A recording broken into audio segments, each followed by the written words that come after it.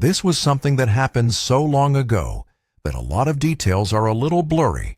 It's not like it happened yesterday. I'll try my best to fill in smaller details that I don't fully remember with how I best remember things played out. It was the last day of school. I was in the 4th grade. 4th grade was the last year in our elementary school where kids had to be picked up by their parents. 5th graders were allowed to walk home on their own. My mom would always be the one to pick me up. On the last day of school, my friend Dennis and I had a play date planned to celebrate the last day of school. Dennis wasn't in my class this year, but we had been friends since kindergarten.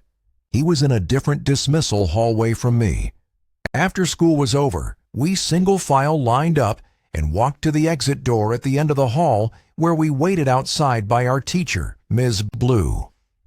I waited for Dennis's dad to appear from the crowd of parents shuffling in and out of the parking lot next to the doors.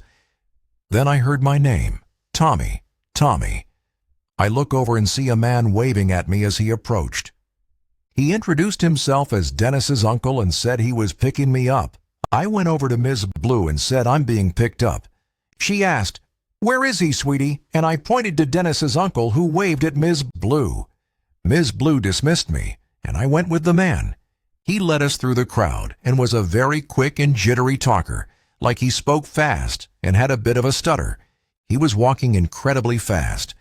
It was almost hard to keep up with him with my backpack on. He explained to me that his brother, or Dennis's dad, was working later than expected, so he was driving me back. We got to his car, which was a dark red hatchback type car from what I remember, and it took me this long to acknowledge the giant elephant in the room. Where was Dennis? Why weren't we picking him up too? The man turned to look at me in the back seat and said that Dennis was already at his house. I was shy around people I didn't know, especially adults, and I wasn't one to openly speak my mind if I was confused. But I was very confused. This was making less and less sense. The whole drive the man kept yapping, telling stories of his days in elementary, asking me questions like what sports I played, what we're learning in class. If I had to guess, we were in the car for like 10 minutes, which, honestly, for our town, where houses were right on top of each other, that was a while. My house was a 5-minute walk away from the school. We were definitely in an area I wasn't familiar with when he parked the car in front of his house. His house looked pretty normal to me from what I remember. He let us inside and shut the door and locked it behind us. It was really, really dark inside the place, and I realized why. All the curtains were shut. It almost felt like it was nighttime in there, especially because the only source of light was a dim lamp in the corner of the room. He then looked at me and smiled. I said, "Where's Dennis?" And he started acting really jittery and nervous seeming. He said something like, "Oh, I think he's downstairs playing video games. Give me a second." "Wait here." He then disappeared into a nearby room, and I heard a door open and then footsteps descending into a basement. I know my heart was already racing. I knew I was in danger. I went to the door to quietly try to open it, but I couldn't. It had some kind of lock that must have needed a key for. I really started to panic now, yet I still probably held out a little bit of hope that Dennis would be coming up those stairs, but I knew the chances of that were slim. I regretted entering that house. I did the only thing I could think to do. I went to the kitchen and found a phone hung on the wall. I picked it off the receiver and dialed 911. The first thing I said when they answered was in a whisper, "Please come to this house. I've been kidnapped." They heard me. They acknowledged me, but I didn't say another word.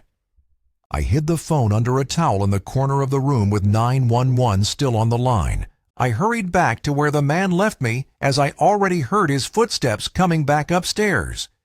Then he called my name, saying, "Come down. Dennis is down here."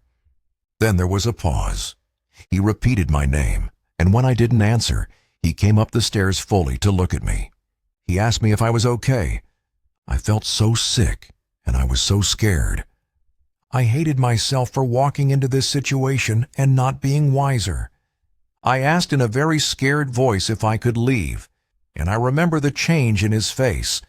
His fake friendly smile disappeared as he realized that I was no longer falling for this.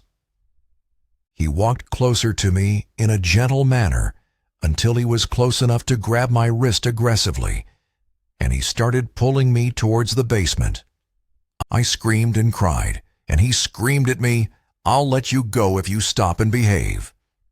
So I listened. I went down the stairs, and halfway down, the door slammed shut behind me, and I heard it lock. I walked fully down the stairs to this empty, unfinished basement with a concrete floor and one singular support beam in the middle of the room.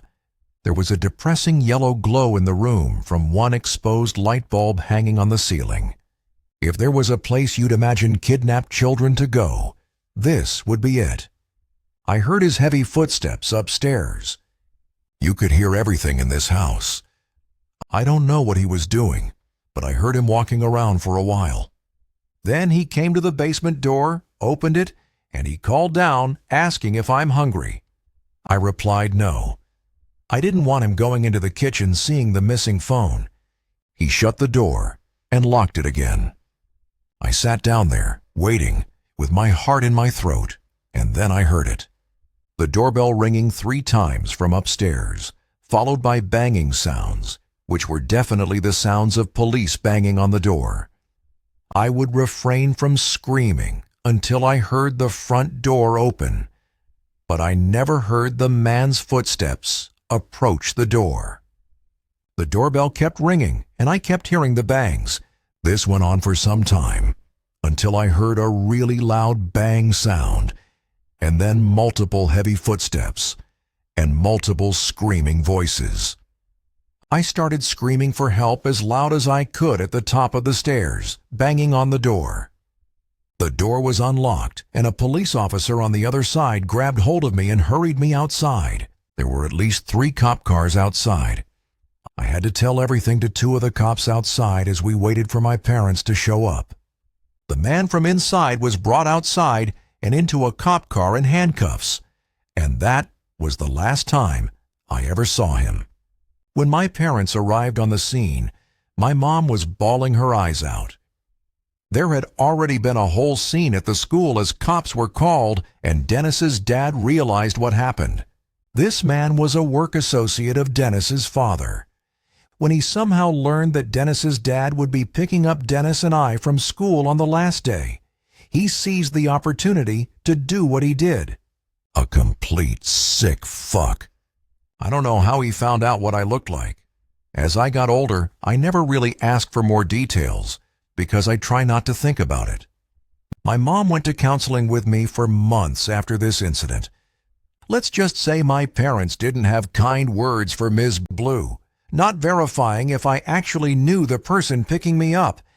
If I didn't think to call the police before he basically threw me in that basement, I know for a fact I'd be dead right now. This was like 17 years ago. That man might be out of prison for all I know. It was junior year of high school, and it was the last day of school. A lot of people cut school this day or left early after lunch period. My friends and I were some of the latter. It was a stormy, dark day. A bunch of people from our grade originally planned to hit the beach on the last day of school, but that was obviously canceled. So my smaller core group of friends decided to do something else. There used to be an abandoned elementary school in town that hadn't been used for like 10 years. There were plans to tear it down by the year's end. So, still wanting to do something fun on the last day of school, we all agreed to break into the building and just fuck around exploring. There were no cameras in that old building, and on a stormy day, no one would be outside monitoring the place or anything. So we all left after lunch period. Our friend Eddie already had a car and his license, so he drove us all to the abandoned school. The school was in the middle of a neighborhood, not on any main roads or anything. There was a back parking lot covered by overgrown bushes and trees on one side, and the walls of the school on 2 other sides. It was a perfect spot to park and go unnoticed. The place wasn't boarded up or anything. It was just locked up. Eddie had a baseball bat in his trunk that he took out to smash one of the windows of the school. I was honestly so nervous that even through the pouring rain, one of the houses over the fence would hear the smashing sound. We all watched and nervously laughed as Eddie swung the bat into the window in front of the car, and after a few good swings, smashing it. He pushed away the stray pieces of glass stuck to the frame with the bat, and then he waved us over. We one by one climbed through the window into the school. My logic was that the school was being torn down anyway. What does a broken window matter? We all were inside the building now. The window we climbed through was actually one of the windows for a classroom. A lot of stuff was still left in the room, including the desks and some decorations on the walls. Based on the decorations, it looked like we were in a 4th or 5th grade classroom. It was very surreal to be inside of what was once an active classroom where little kids would come to learn. Now nothing but a cold, dark, and abandoned room collecting dust waiting to be destroyed. The sounds of thunder and lightning outside also added to the surreal feeling of it all. There were no lights on in the building. Power to the place was likely cut completely. We anticipated this, though. The flashlights on our phones were plenty to get around and see. Even without them, it wasn't completely pitch black in there. As even though it was a dark day, some light was still creeping in through the windows and doors. We started traversing the hallways, going from room to room. Each classroom was still full of desks and chairs that hadn't been sat in probably a decade. We all 4 were in the same classroom, and there was a sound that echoed down the hallway and into the classroom. We all went silent and turned off our lights for a moment. After a flash of lightning, we slowly accepted that it was probably nothing, so we continued on. We just went from room to room as our wet shoes all squeaked on the floors. Sneaking around wasn't possible, really. A lot of things in the school were visibly decaying. You could really tell no one had stepped foot in there in ages. As we neared the corner of the hall, I turned around just to look back down the other way, and at the doorway of one of the classrooms, it looked like there was something sticking out from the classroom. I asked my friends to also look. Their lights would maybe help see what it was. When all 4 of us were pointing our phone flashlights toward the door, whatever that thing we were seeing was retracted into the classroom. All 4 of us quietly went, "Oh shit," amongst ourselves, and we started running down the intersecting hallway. We stopped when we were far enough away. It seemed we were in the kindergarten wing now. Then we heard another sound echo from down the hallway. It seemed we weren't alone. But who could be in here was the question. The place was locked up, and every light in the building was off. The sound scared us into going into the first classroom we could find and shutting the door. It was indeed a kindergarten classroom. We were now concerned we'd get in trouble, so we waited in silence with our flashlights off. The rain was still coming down hard, and there was still thunder and lightning crashing every 20 seconds or so. Suddenly, the door to the classroom clicked open, and someone pushed it as it eerily creaked to a fully open position. We didn't see anyone at the doorway, though, and the hallway was almost pitch black. We all tried our best to stay quiet, and then, slowly, something appeared through the doorway. It was the shape of a head. We all saw it, and when there was another flash of lightning, we saw what it was. It was in fact someone's head, looking into the classroom directly at us. I started apologizing for all of us, saying we're leaving. The person at the doorway didn't move. They motionlessly and almost lifelessly just peered around the doorway in the classroom. Eddie asked, "Do you work here?" No response. Eddie had a fuck this moment, clearly. He handed me the bat as he struggled to unlock one of the windows to slide it open just enough to crawl through. He crawled out first, then my other 2 friends, and I was last. Before I crawled out, I looked back one more time at the head at the doorway. I crawled through as quickly as I could, fearing I'd hear the person run up behind me and grab my legs. Once I was out, I ran to catch up with my friends who were already booking it back to Eddie's car. We drove out of there in a hurry and never looked back. The building was torn down later that year and has since been turned into a park. We never got in trouble for breaking in. To this day, we have no idea if that was some kind of worker or just some random person. Either way, it was extremely creepy behavior on their part. When I was a freshman in college, I took a chemistry class. It was really difficult for me. The tables were arranged in groups of 4. I sat at a middle table at the left side all the way to the end. Next to me was a guy named Zach. He was very awkward.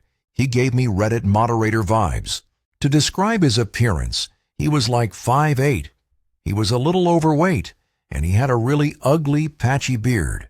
But he knew his stuff in chemistry. I think he was just good in school overall. We started to talk in a pretty cordial way when he noticed I sucked in class, and I would ask him for help. He started offering to do my homework for me, and he even let me cheat off him on tests. I never got any kind of flirtatious vibes from Zach, but that might have been because he was just too awkward to flirt in person. He eventually asked for my number so that he could send me homework-related stuff. Obviously, I gave it to him. He was helping me out a ton and didn't give off any threatening vibes. He just seemed a little reclusive.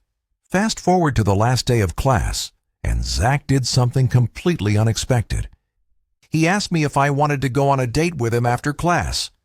I had no physical attraction to Zach in the slightest, and our personalities were complete opposites.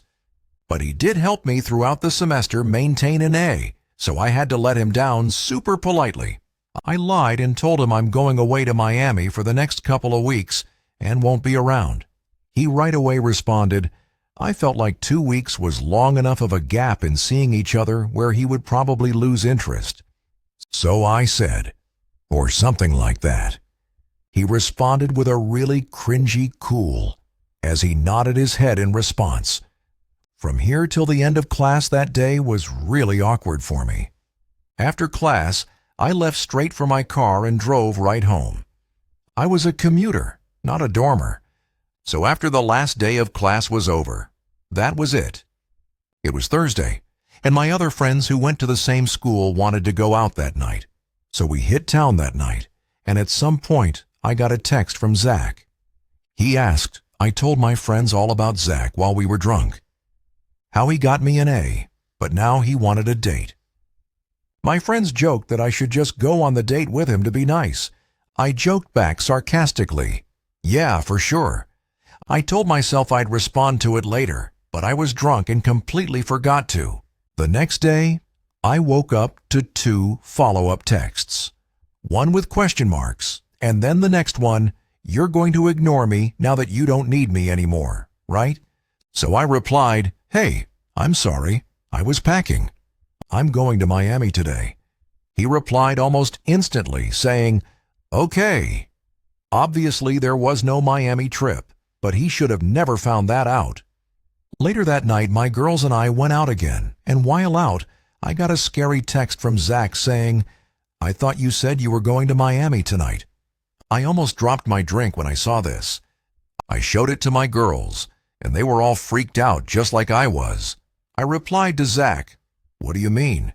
And he replied, nothing, forget it. I just don't like liars. I genuinely was scared that I was being stalked. I looked around the whole bar, but he wasn't there, at least as far as I knew. So what the hell? I just didn't answer. At that point, I never planned on answering him again. It wasn't until late that night, shortly after I got home, like literally taking my shoes off inside, that there were knocks at the door. It had to be like 1 a.m. I said, who is it? And it was Zach on the other side. He said, it's me. I wanted to scream. I was home alone. I yelled through the door to leave, or my dad will come out and kick your ass. That seemed to work, as he didn't knock again. I texted everyone I knew about this situation, my family, all my friends. I was horrified. Some suggested calling the police. I said I would go to the nearest station tomorrow. But tomorrow didn't even come yet, when I received a super long, disgustingly weird and creepy text from guess who. I was appalled when I picked up my phone and read it. This is what it said.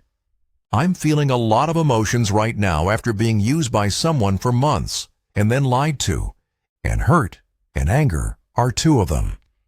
I thought from the start of the semester in chemistry class that our chemistry was through the roof. No pun intended. I must say, I am hurt that you would make up something as elaborate as a 2-week-long Miami trip just to avoid going out with me, even after I stuck my neck out for you all semester and risked my own academic standing. I definitely have noticed the way you looked at me sometimes in class, and I can't pretend there wasn't a hint of interest there. All I'm asking for at this point is for one date. That's it. I'm not asking your hand at marriage, though I surely would be quite an ideal husband to have if I do say so myself. I'm going to give you the benefit of the doubt that you needed more time to think over the prospect of going on a date with me. I know how much I have to offer, much more than these losers all over campus.